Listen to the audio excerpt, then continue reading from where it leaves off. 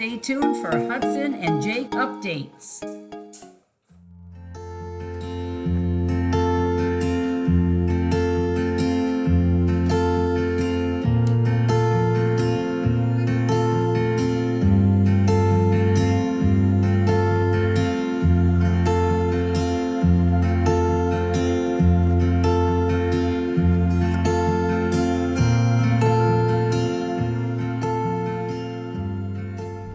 Okay, so we're trying a little bit of an experiment with Jake. So someone had noticed in the video that I had my bare hand on the toy that was cadaver scented. So I do have a rubber glove on. Hopefully you can see I have a rubber glove on.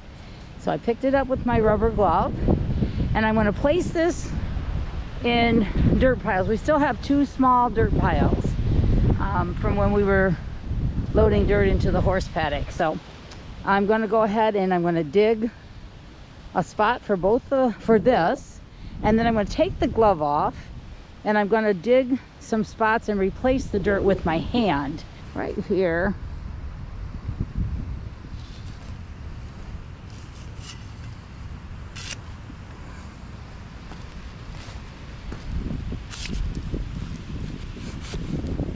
This will be the hardest one because I can't touch the pile with my hand.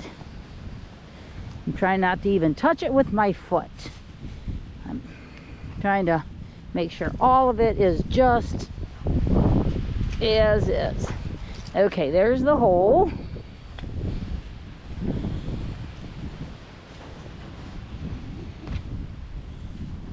So there it is. And here's my rubber glove. So the only scent that will be here will be the Kong. All right, and that's buried. Now I'm gonna make 3 other piles.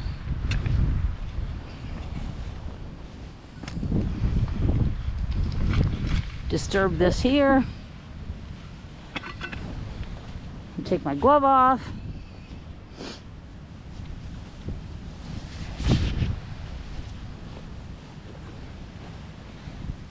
There's my bare hand, and I'm going to redistribute the dirt with my hand. There's 2 piles. Be as careful as possible, because when we had the other search dog, coming over to this dirt pile, when we had the other search dog and we actually used her for work, we were pretty careful about how we did things. But for Jake, we just want to play with him. But I also want to see if he can do this following the protocol. So I'm going to put another dirt pile here with my hand contamination.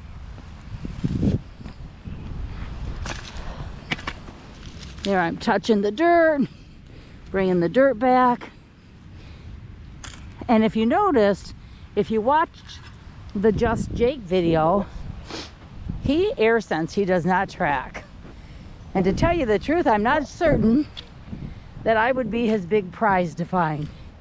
Not sure he would care if my scent was on anything or not. Okay, so I'm doing 4 piles with my contaminated hand, and then 1 has the actual Kong. So okay, I just called them out. Now Ernie does know that I'm using the dirt pile, so he kind of knows where they're at.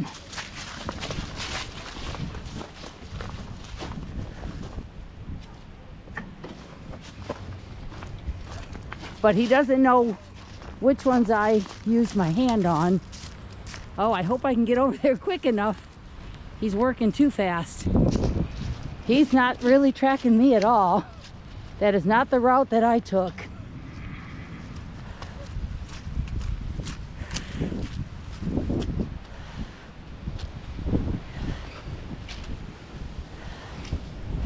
Checking out the dirt piles, no indication.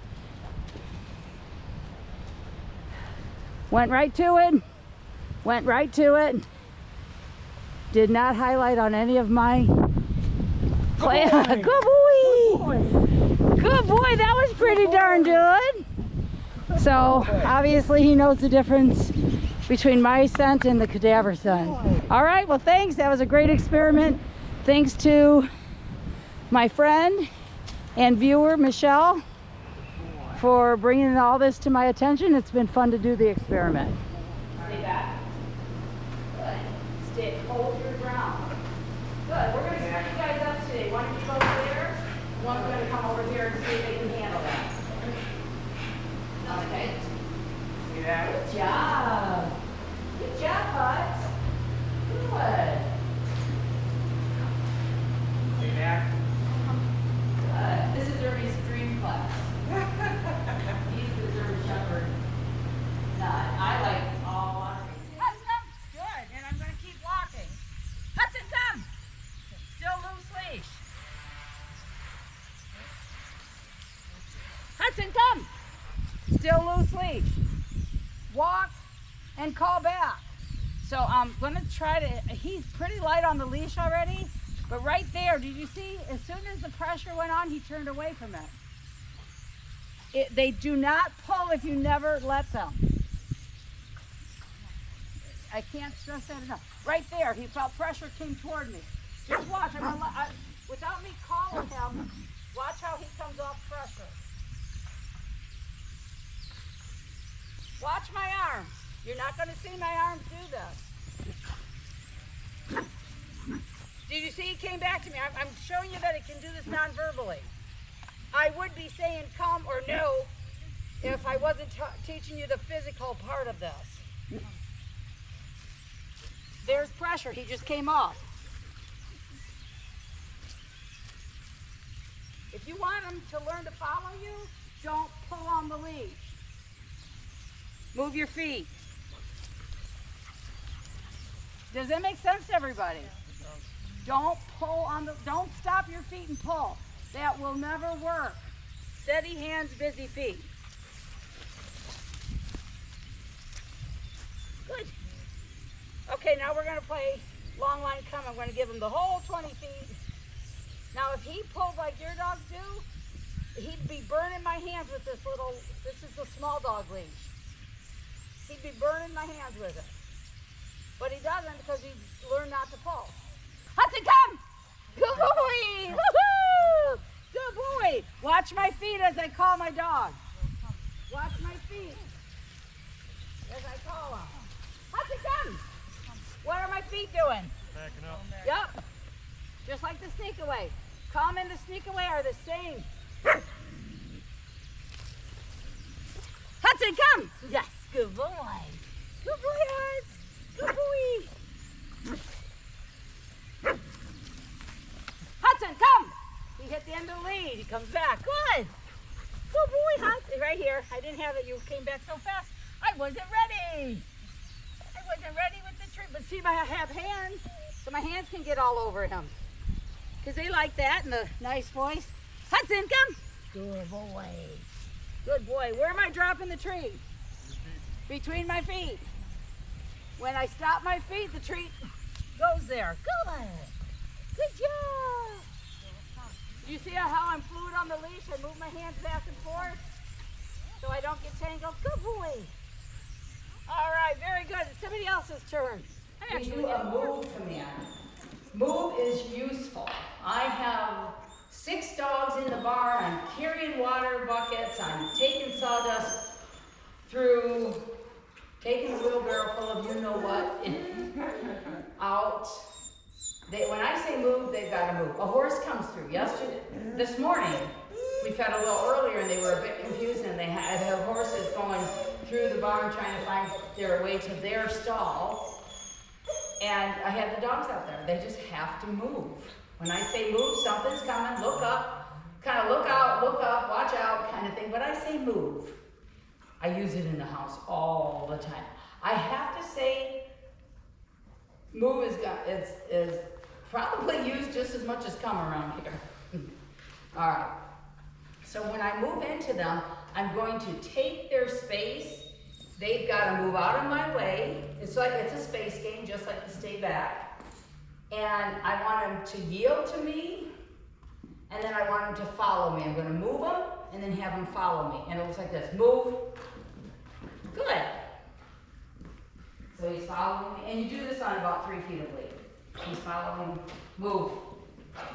Good. He moved. And when I move into him, I look beyond him. I'm not trying to make it personal. I just need to get where I'm going, and you're in my way. You notice I'm not staring at him, right? Move. He moved his rear end. Good. Move. Good. He's like, I'll hop out of that way. Yes, good job. Good. So yield to me, follow me. Get out of my way, and now follow me respectfully. This focus on you is really good. Yeah. Because I'm fun, guys. I am fun, and that's what I want you guys to be, is fun. I do make life fun, but I am also the leader. Because I've won the natural dog games, then he sees me. I have had, right there, I'm going to back up, and because he was looking over there, and then he came back to me. Sit. But they definitely have to be attentive to me, because I own their safety. Everything, my non-negotiables are all because of life in our world isn't safe until we teach them to listen to our non-negotiables. So real quick, let's go over those. And I'm adding the move command too, because I do use it so much. But come when you're called. Your dog's heading to the street, you're gonna say, come. And you want that to be very good. If your dog happens to get on the other side of the street, come isn't going to work, is it? Stay back. Because here comes a car. All right? So stay back is a non-negotiable. Move is a non-negotiable. If I say drop it, spit out whatever you have in your mouth. Well, I'm going to show you that later on here. Drop it means spit it out. Leave it means don't even think about it. Okay?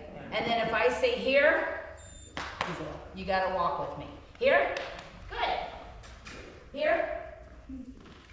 And we're gonna do this again. If you walk with me, when I say here, then I can keep you safe in certain circumstances. Those are all the safety, non-negotiable commands. I don't sit and lay down. I do teach them and I do want them when I ask. I'll sit. Lie down. I want those installed nicely, but they're not as important and they have nothing to do with safety. Lay down. Good. Stay. All right. Return to your dogs and we'll let them have a break and we'll play with the toys.